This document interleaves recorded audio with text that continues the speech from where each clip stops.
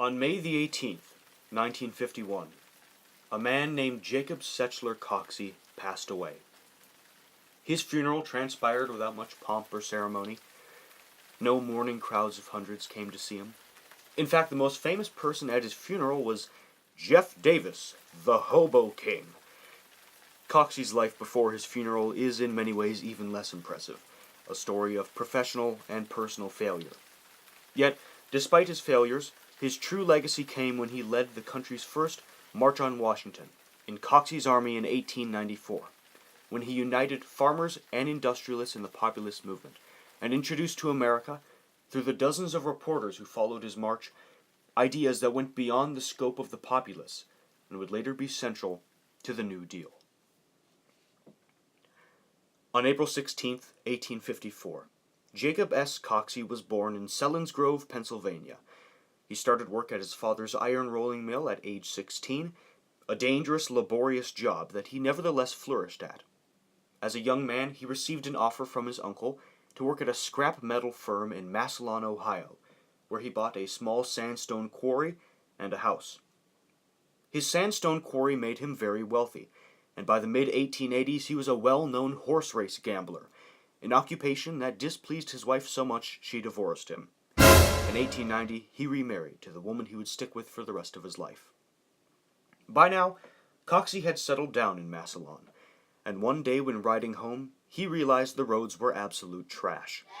He formed a radical idea.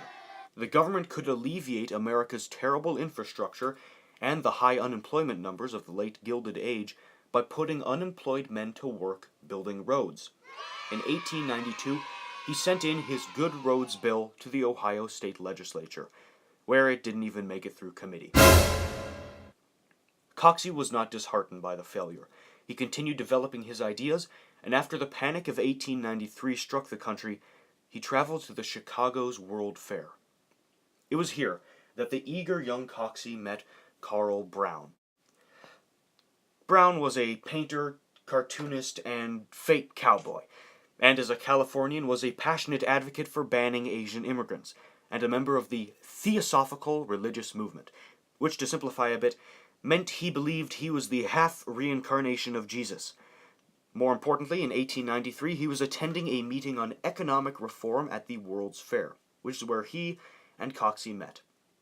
Brown was fascinated by Coxey's ambitious ideas, and Coxey saw in Brown someone with a talent for public speaking and leading a movement, two abilities the shy, sophisticated Coxey lacked. They quickly began collaborating, working on the Good Roads Bill and creating another, the Non-Interest-Bearing Bonds Bill. In 1894, Coxey's two bills obtained the endorsement of the American Federation of Labor. He also created the J.S. Coxey Good Roads Association of the United States and persuaded reputable populist Senator William A. Peffer to introduce the bills. To coincide with the introduction of the bills, Coxey and Brown began planning for a march to Washington, where they would walk to the steps of the Capitol and say to the government that the Good Roads Bill needed to pass. And so, on March 25, 1894, Coxey and Brown were joined by over 100 men and left Massillon. Coxey said he expected that 100,000 others would join them on the march, but only about 5,000 showed up at Washington, D.C. In the meantime, the dozens of reporters that followed the group quickly dubbed it Coxey's Army. The army was also joined by an unusual cast of characters. Carl Brown had brought his theosophical tendencies to the march, calling it the Commonwealth of Christ, and handing out signs depicting him as Jesus. He gave speeches nearly every night to keep the marchers excited, but not everyone there was politically motivated. One marcher said, "I don't know much about Coxey's proposals or Brown's religious stuff, but I am having a whale of a time." When the army, thousands strong, reached Washington, they were surprised by Henrietta Coxey and Coxey's new son, Legal Tender, joining them for the final stretch of the march. While the marchers themselves were only several thousand strong, some estimates place the crowd of watchers at 30,000. About half of these were African American. The marchers were also greeted by squads of police, watching them closely to make sure Coxey didn't make it to the Capitol steps. While they were in reach of the steps, Carl Brown began running around and screaming. The police ran after him, tackled him, and began beating the crap out of him. In this distraction, Coxey rushed up the steps and began getting his speech out. But before he could start reading, the police realized what was happening and tackled him too. The marchers sputtered out, not really knowing what to do now. Coxey, Brown, and an anorexic Santa named Christopher Columbus Jones were arrested and sentenced for 20 days in jail for walking on the Capitol grass. He was immediately ridiculed in papers across the country. The Chicago Daily Tribune described it as a failure so dismal it is pitiable rather than ridiculous. But in a move that defined the rest of his life, Coxey refused to believe he had failed. Before he stepped into his cell, he said, "Some newspapers said we would never leave Massillon. We left. They said we would never cross the Pennsylvania line. We crossed. Next, that we would never pass through Pittsburgh. We passed. Next, that we were too lazy to climb the Allegheny Mountains. We climbed. Next, that we would go to pieces in the sparsely supplied surroundings of the Capitol. Next, that we would never have the courage to go onto the steps of our nation's home. We went, and were arrested." During the march, Carl Brown had caught the attention of Coxey's 17-year-old daughter, Mammy. In 1895, 44-year-old Brown married the newly 18-year-old girl. The marriage was troubled. They divorced quickly, and Coxey never talked to Brown again. Oh, and both of Coxey's bills died in committee again. Nobody has any idea what happened to Christopher Columbus Jones, but Coxey's story does not end in the Washington jail. While Coxey was in jail, his legend had spread so far that he gained the nomination of the Populist Party to run for Ohio's 18th congressional district. He came back home to fight the good fight and bring his ideas directly to the state legislature. He lost. Never one to give up, Coxey ran for governor the following year, banking on the increasing reputation he had and believing that people were beginning to see the merits of his good roads bill. They didn't. He lost. In 1897, Coxey ran for the seat of governor again, a seat he did not take because he lost that election too. In the wake of his failures, Coxey sank back from public office, but not from the public eye. In 1914, 20 years after the original march, the problems Coxey fought against still persisted. American infrastructure was still crippled, and young industrialists still struggled in a sluggish pre-World War I economy. Coxey marched again out of Massillon to Washington, in a much less publicized march that nevertheless attracted some attention. This time, Coxey managed to reach the Capitol steps, where he read a speech to a crowd of 14 people. Unsurprisingly, this march did not inspire any immediate change, but it kept Coxey and his radical ideas in the national headlines. High off of the thrill of the march, and feeling triumphant after not going to jail this time, Coxey returned home and decided to run again for the congressional 18th district, the position that had eluded him 2 decades ago. And this time, he lost again. For 6 years, Coxey stuck to serving his employees in Massillon. He became a public figure, a warm man all the children loved. He had a distinct fashion that set him apart and had a famous, flashy car. He was admired and well known in town. So, Coxey felt confident as he ran for a 3rd time for the 18th Congressional District of Ohio in 1922. Now 68 years old, he was wise and experienced in politics, skills that served him well in this election, which he lost. 2 years later, he decided to switch things up by running for the 16th Congressional District of Ohio, but evidently didn't want to switch things up too much because he lost again. Understandably, Coxey, now 70, and having lost 6 elections over his lifetime, decided to be done with politics.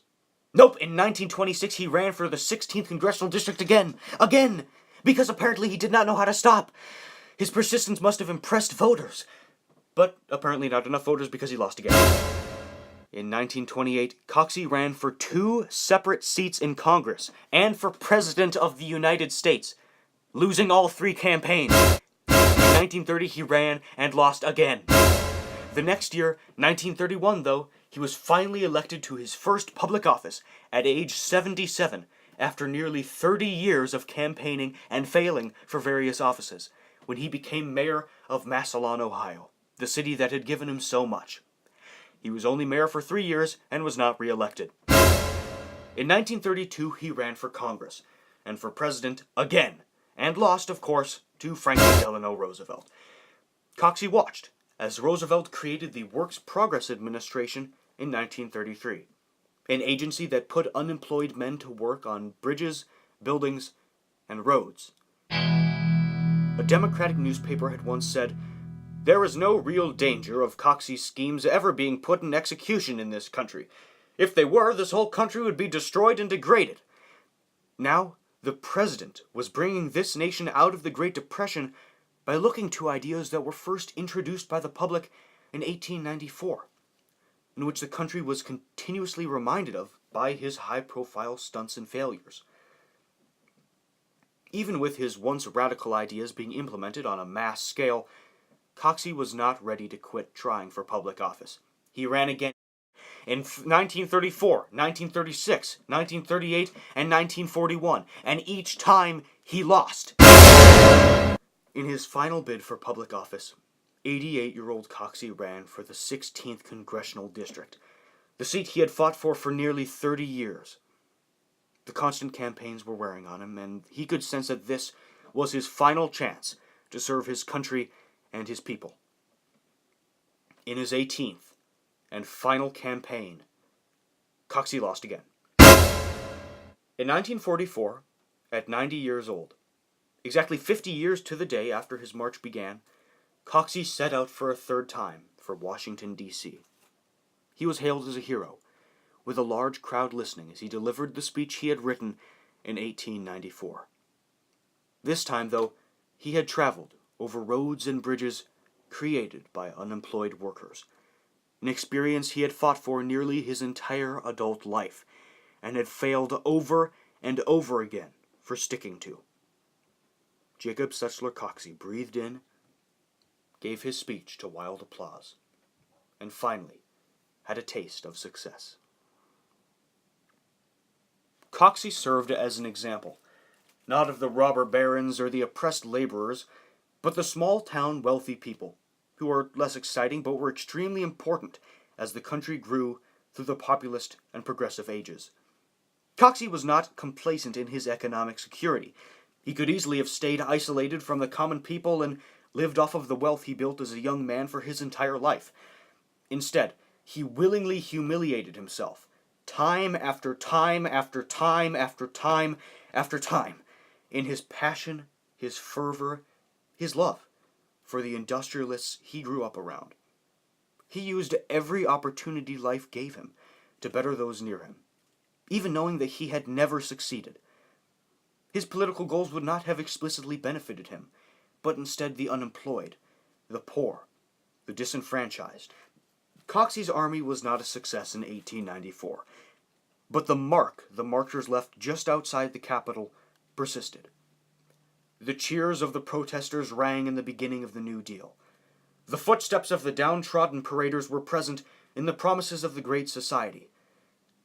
And still present in spirit today is the flamboyant, cheerful, relentlessly, stupidly hopeful man who knew success is just the culmination of years and years of failure.